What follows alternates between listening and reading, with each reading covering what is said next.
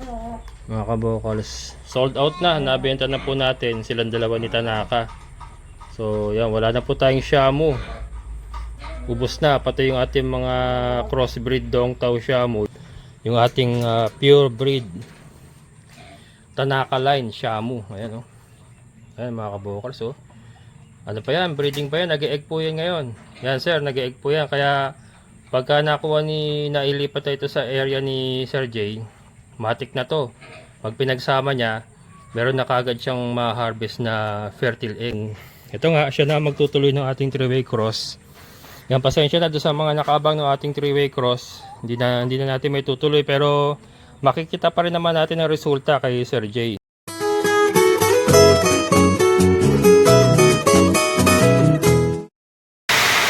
Grabe. Maladilog yung ulan mga kabukal.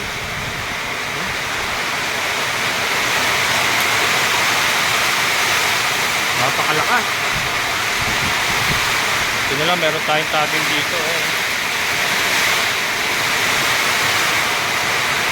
Ako, huwag sana matumba yung saging. May bulaklak yung isang lakatan natin mga kabukal. May bulaklak eh.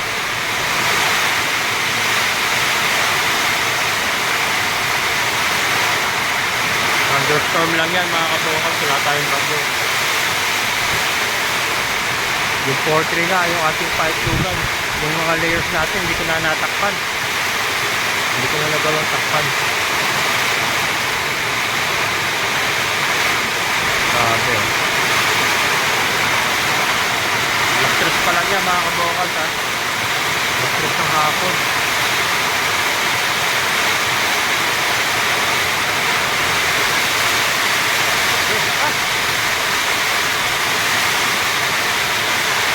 Parang ano, bagyo.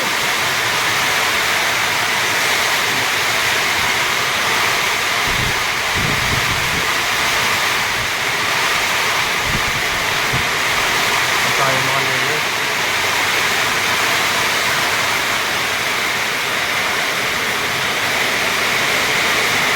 Dito na nga nayakyat to. Yakyat ko dapat sila Kuya Greg. Dito na nayakyat.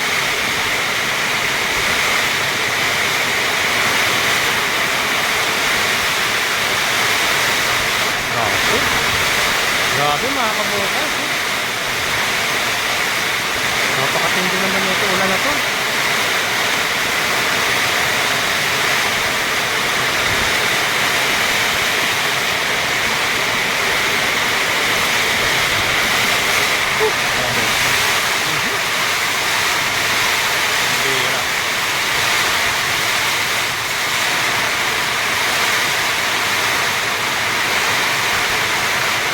Zero visibility na rin, eh. Naku, yung ano ko. Naku, si Milky mga kabukal, oh. Si Milky, nawawa naman. Umuugay po. Umuugay yung ano. Umuugay yung bubong ko mga kabukal. Grabe mga kabukal. Para akong basang sisyo dito. Pati yung aking higaan, eh, ano, ano. Oh. Ako yung laptop ko. Yung laptop basa.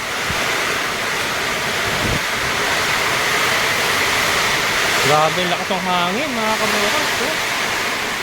Naku. May tutuluan. Ano yan? Angki. Galing sa labas. Ayun, damit ko nga. Pinang-ano ko na.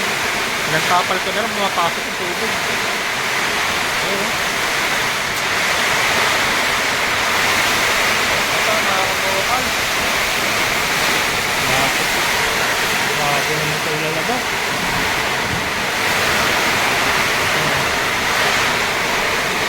Basa na yung kumot ko. Mga unan ko, basa na.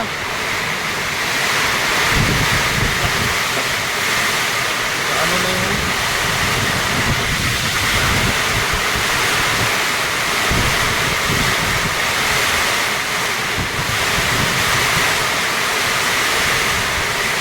Tanggal na yung ano. Hindi ako makalabas eh.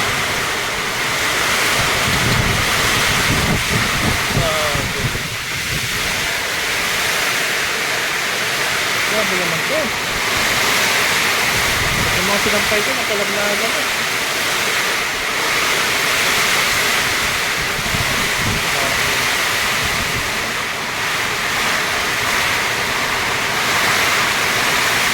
Dilubyo mga kabukal. Grabe.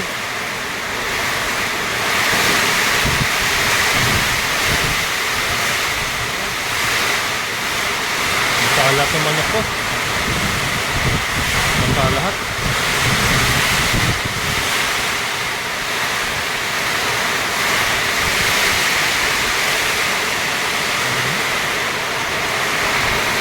Para akong basang siso nito mamaya mga kabukal. Ulan ko basang basa.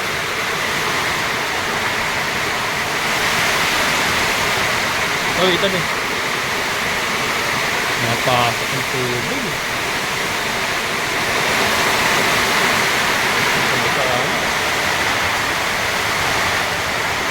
Mga pinalaundry ko to. Gamitan ko pa yan. Basang-basaan yung damit ko. Walang butas eh. Ang tanggi mga kabukal, tanggi. Yun ang mapasok sa kabila eh. Ito tulo. May tulo mga kabukal.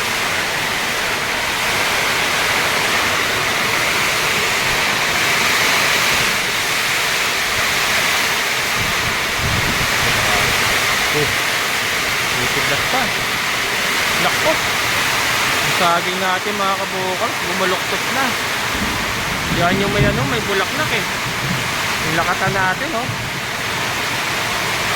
Nako. Sayang naman. Huwag sana maputol. Bumaluktot na oh. Yung katawan niya oh. Nag-bend na. Nag-bend na oh. Bulaklak pa naman. Milky, kawawa naman dun, oh. Bali, kasama na may nanay niya.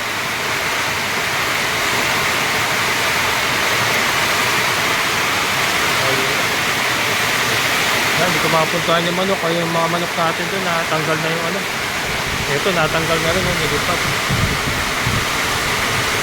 Hindi ako makasugod sa ulan, eh. Medyo masama rin ang pakaramdam ko.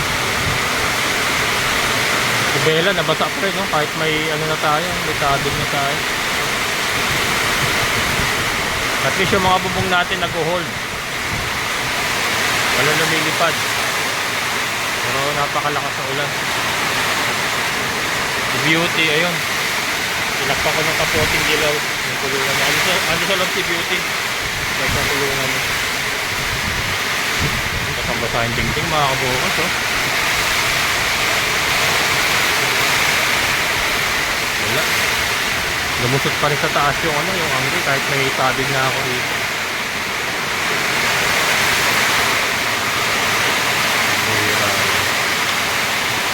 Napakalakas ah.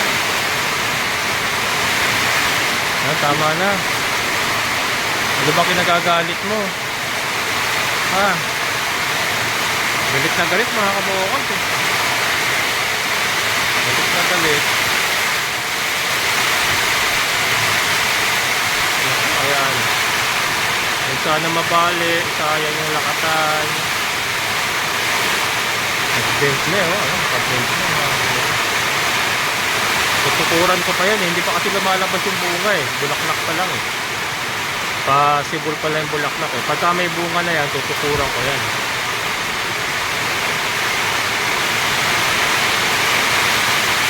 Ang basa yung mga manok natin. Ang basa.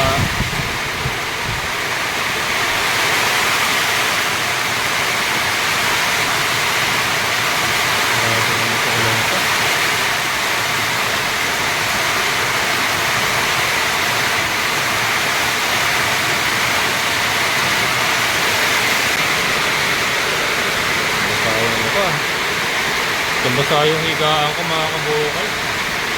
Ayun oh. Matutulog ako nakatayo na ito. Wala. Para akong basang kalbo ah. Basang sisip. Nakapagkasip ko na yan.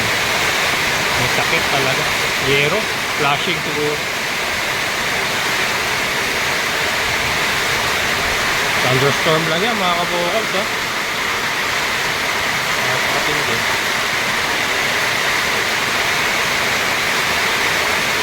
Hindi nga tumulo yung bubong. Sa gilid naman nagdaan. Basa rin.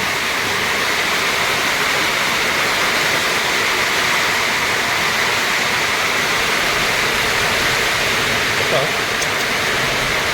Basta.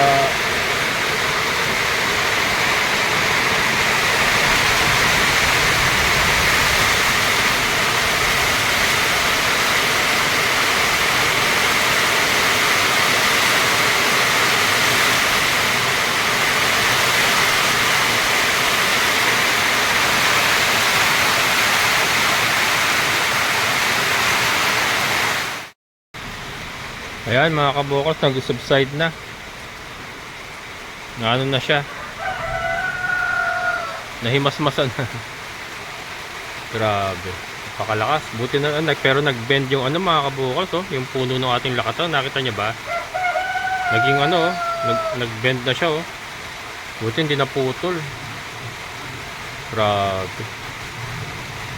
Ayan, so tuloy ako sa trabaho. Ayusin ko yung ano. Tutuloy ko yung paggawa ng ating feeding rack ng mga kambing. Yan ito, ayusin natin mga manok natin na wala na yung mga takip. Yung dalawa na lipad. Hello mga kabukals, good morning yan. So nandito si Sir Disuwin. Disuwin na lang pangalan mo, sir? Mark Anthony Manalo. Yung Manalo, yun yung ginawa ko lang English. Mark Anthony Manalo. From Paris mga kabukals. So kinuha niya yung ano, yung mga kabir na sisiw na binili niya sa atin. Kararating mo lang nung ano, no? Alas 5 ng madaling araw. 15. 15. Kahapon lang mga kabukals, diretso sa rito. From Pampanga. Pampanga. Pampanga. Saan mo dadali yung, saan mo alagaan yung mga manok? Uwi doon sa Tarlac, nandun yung bukid. Sa Tarlac, doon sila. Oh. Ayan. Ayan mga kabukals, isa po sa viewer natin from Paris. So, sa Paris pa lang nanonood niya siya sa atin and then nag-avail po. Siya po yung ano, yung pinakauna sa nag-avail po natin mga binibentang ano, mga manok, nagbayad na siya and then ngayon lang po nakuha. Ayan. Sir, baka may gusto ko batiin.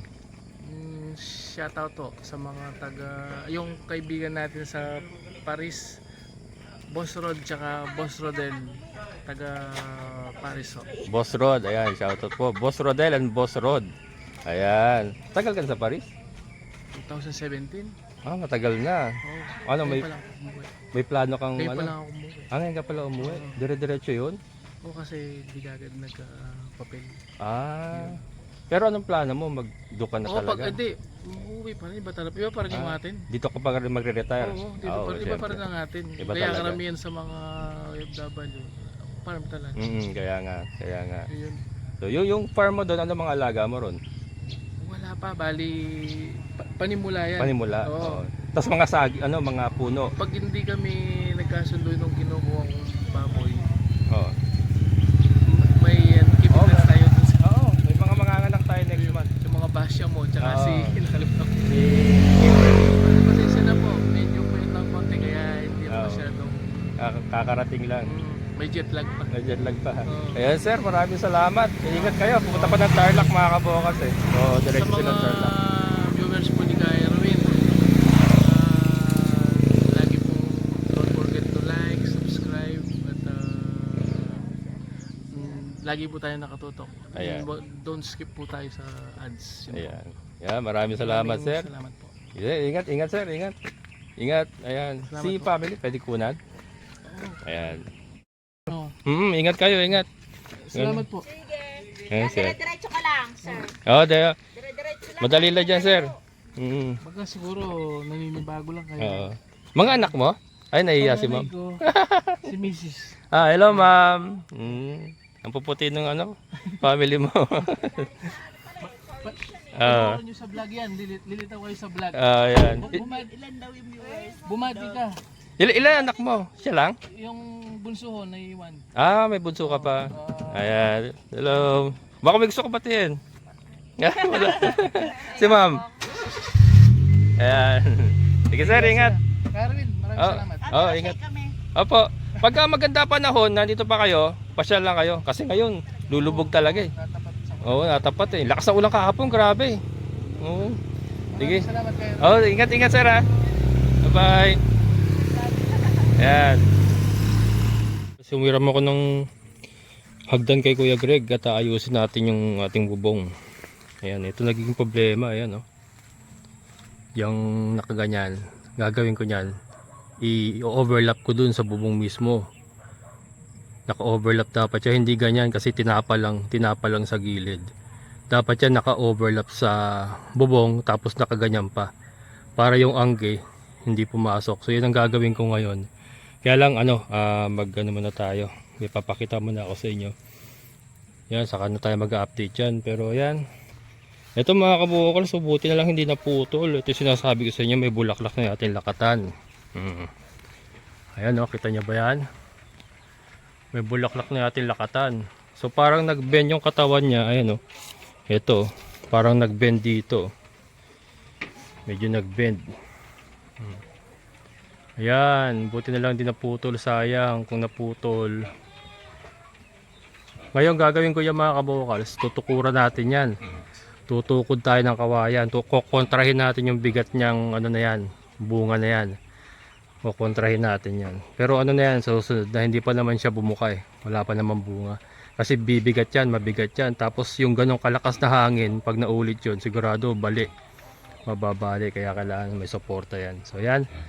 Luckily at hindi naman siya nasira. Ayan yung ating mga kulungan. Okay naman. Yung ating kubo still standing. Yan. Yun lang ang naging problema, yung anggi kahapon na pumasok sa loob talaga.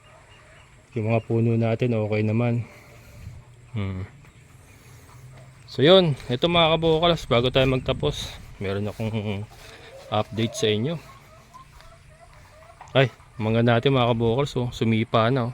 May mga bagong mga bagong tubo yan. Ating mangga. Kinalabaw. Ito yung ating mga decal brown. And yung ubas natin, tumataas na tumataas yung ating ubas mga kabukal. So, tapos ito sili tumubo yung siling pinunla ko. Diyan ko na siguro paano yun yung mga kabukals, Diyan ko na palakihin. Sili. Ilang piraso lang naman yun. Parang hindi, magtitira lang tayo mga 2 puno. Yun na itutuloy natin. Ito nga pala yung yerong gagamitin ko. Magtatapal din ako dyan sa likod sa ng bahay natin, sa dingding sa labas. Tatapal natin yan and then may gagawa ako ng konting pasobra doon sa sa yero doon. Yan, makita niyo yung mga kabukas, papakita ko pag natapos. Pero ito, tama na tayo rito. Puntahan natin si Dumpo Giant mga kabukas. Maaring ito na ang huling pagkakataon na makikita niyo siya. Yan, si ating Dumpo Giant mga kabukas. Sold out na, nabenta na po natin silang dalawa ni Tanaka. So yan, wala na po tayong Shamu. Ubos na, pati yung ating mga crossbreed Dong Tao Shamu, yung anak niya ay ibinenta ko na rin, nabili na rin. Yan, maraming salamat kay Sir J. Velasco, yung nakakuha nga po ng lote dyan sa phase 3. At yan, nag-umpisa po kasi siyang ipon ng mga alaga. So nagustuhan niya yung ating mga alagang Shamu saka yung crosses natin. Ibinenta na natin mga kabukals. Bali 7K po silang dalawa ni Tanaka. Yan, ito si Tanaka. Yan mga kabukas, pakatitigan nyo na. Yan ang pong huling pagkakataon na makikita nyo si Dumpo Giant dito sa ating backyard farm. Yan, wala na, sold out na mga kabukals. Wala na tayong Shamu. Punta tayo sa likod, punta natin si Tanaka at saka yung mga crosses natin. Ito, dito nga po pala tayo. Ito yung mga kasama nung kinuha ni Sir Mark kanina. Yan. Ayun yung natira sa mga kasama. Ganyan po kalalaki yung mga nakuha niya kanina. Kaya mga yan, kabir po yan. Ayan, so ito nga, dito naman tayo sa ating breeding area. So makikita nyo, marami pa rin po tayo mga decal brown. Ito po yung ating Rhode Island Rooster. Yan, kasi yan po ang concentration natin sa ngayon. Kaya po binenta na natin yung ating mga Oriental Fowl, yung mga Shamu nga natin, saka ito. So ito po yung yung ating crossbreed Dongtao Shamu, anak ni Dumpo Giant. Yan po sila. Ano to, breeding na po ito. May nag-egg na po dyan, nakakuha na ako ng ilang pirasong itlog. Pero mga bata pa yan. Nasa 1 year pa lang po sila ngayon. So, ang gaganda ng katawan and ready to breed na. So, ito po, may kasama po pala itong isang kabir rooster. Kabir na lalaki. Kasi yan po ang sabi ko kay Sir Jay na maganda po pares niya doon sa isang kabir rooster para siya rin po yung magtutuloy ng ating plano na 3-way cross. Kumbaga siya po ang magpapatuloy nun. Kasi nga, yan, isinuko ko muna kasi mga kabawokals kasi na-overwhelm ako. So, nahirapan ako i-manage gastos, saka yung pag-aasikaso. Kailangan ko mag-concentrate na lang muna. So, kailangan kong pumili sa ating mga manok na alaga. So, ang pinili ko nga po is yung ating mga layers. Yung ating mga decal brown layers. So ito, masakit man sa aking damdamin ang drama. Hindi, hanggat maaari sana, ayoko sana ialis to mga kabokals kasi ito na andyan na napakaganda niya mga kabokals Kaya lang, kailangan natin pumili at ganun din Hindi ko na rin kasi matutukan, nahirapan ako kasi kasuy sa silang lahat. So medyo napapabayaan ko na. Napakalaki ng katawan niya mga kabokals Yun, kaya nga may kasama po yung isang kabir na lalaki. Yun ang sabi ko kay Sir Jay para ma-breed niya dun sa isang kabir na lalaki na kasama nila. Ito yung ating mga dumalagang kabir yan. Andito pa naman yung ating yung pinaka breeder natin na kabir. Ayan. Kaya lang nakalugon, kaya naglulugon siya. Masakit ang katawan kaya parang naduduwag ba. Kaya kinulong ko siya. Ito. Ayan mga kabokals yan yung isang lalaking kabir. Yan kasama yan. 1,000 po yan mga kabokals ang pagkakabili niya. Yan 1,000. So 1,000 nga po yan. And then yung mga cross na yon ay 1,500 ang isa. Yan 1,500 ang isa. So kinuha niya nga lahat ng 5. So 7,500 po yan ang pagkakabili niya. Yan. And then ito si Tanaka. Ito nga po yung partner ni Dumpo Giant.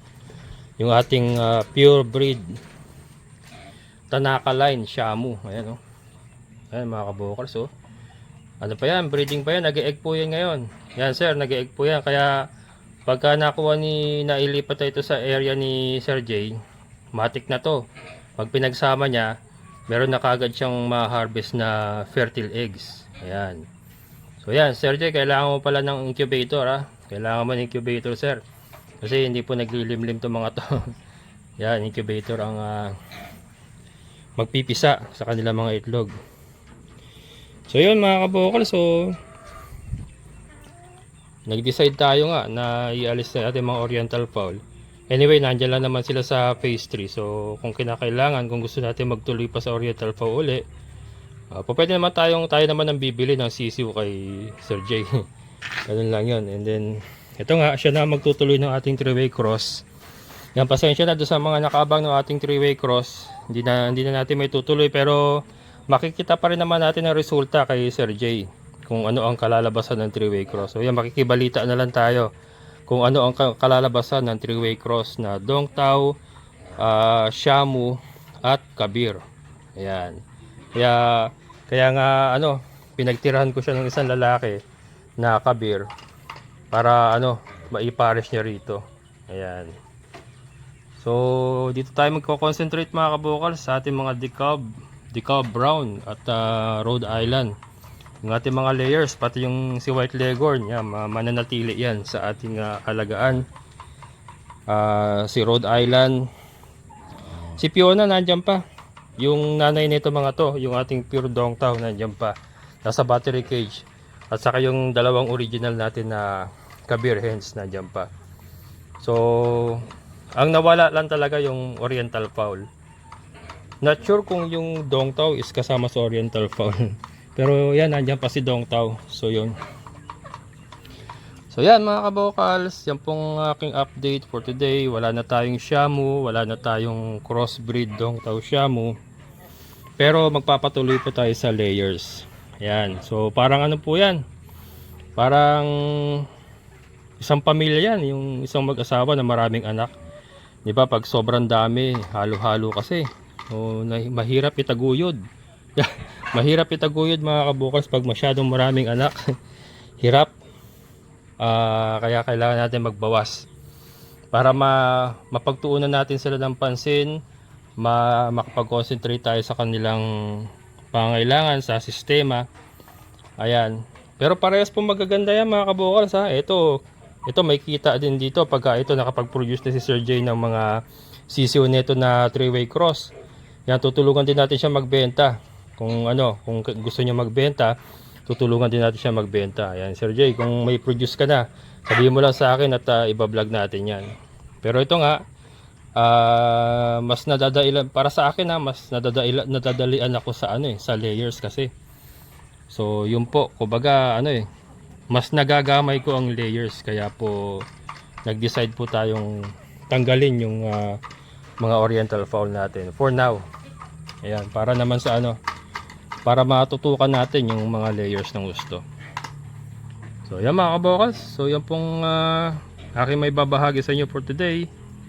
Wala na tayong Oriental Fowl.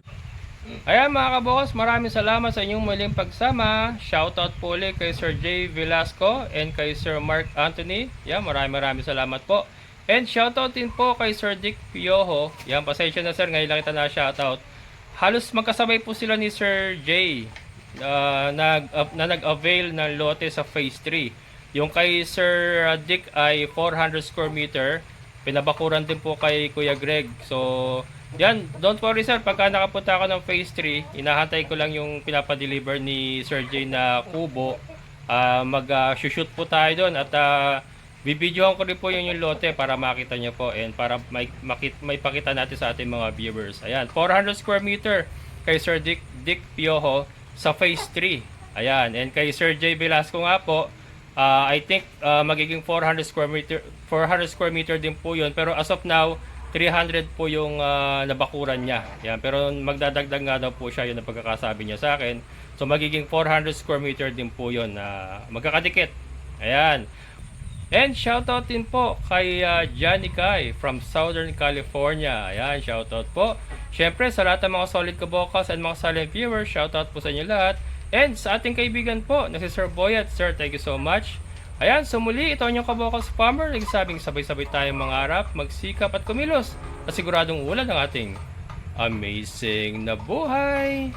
Bye-bye!